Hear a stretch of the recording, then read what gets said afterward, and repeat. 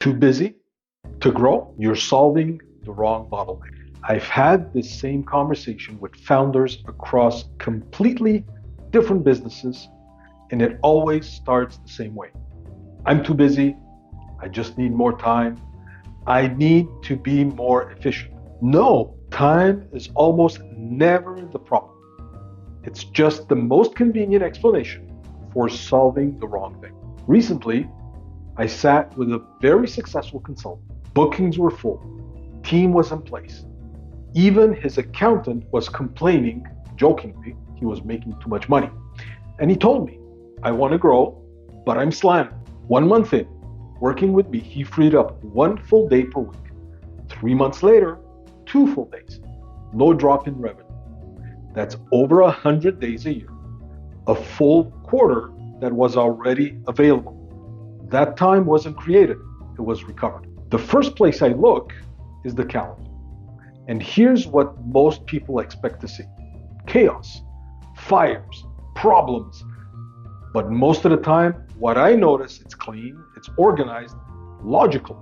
Meetings that make sense, decisions that seem necessary, client touch points that feel important. Individually, all justified. Collectively, they're controlling the founder's time. You're not busy because there's too much work. You're busy because of legacy patterns that keep pulling you back in. That's basically what I've seen. One founder told me after a big launch, I check in with my team every day to support them. Sounds responsible. Until we look closer, same questions, same clarifications, same instructions day in and day out. He was present, he was supportive, but nothing was moving. Here's the turning point. And this is where founders lose months. They treat symptoms. They leave causes untouched. I need fewer meetings. I need better delegation. I need more accountability.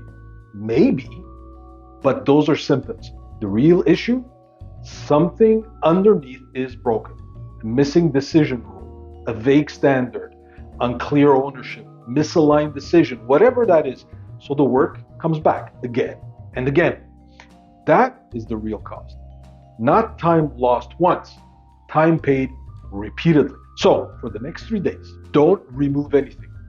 Just track what's happening. Repeat problems, repeat questions, repeat decision, repeat fixes, whatever repeats. Then ask yourself, what's missing that keeps this coming back? And that will reveal your bottleneck. So you don't scale by doing more. You scale by removing yourself from work that still depends on you. The calendar doesn't need readjustment motivation. It clears. Time doesn't get managed. It shows up. Now, if this hit a little too close, tell me where this is showing up for you. Is it repeat questions? Meetings without decisions? Work that keeps coming back? Tasks that you don't enjoy doing? Whatever that is. And I'll point you to the bottleneck you're missing. Because the conversation you avoid is usually the one that gives you your time back.